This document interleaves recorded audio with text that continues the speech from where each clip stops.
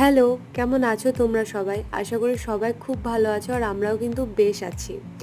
আর এই ভিডিও ক্লিপটা কিন্তু কিছুক্ষণ আগেরই নেওয়া। মানে আজকে আমরা রাত্রেবেলা একটু বাইরেই ডিনার করতে গেছিলাম। তো আমরা কোথায় গেছিলাম আর কি ডিনার করলাম সেটাই কিন্তু তোমাদের সাথে আজকে শেয়ার করব। তোমরা কিন্তু ব্লগটা মিস করো না।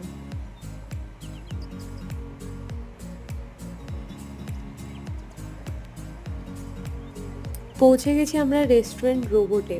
তো চলো ভেতরে যাওয়া যাক।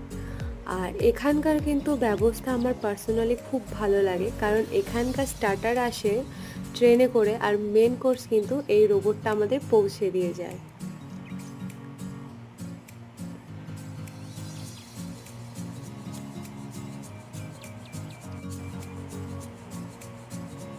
চলে এসেছে আমাদের খাবার।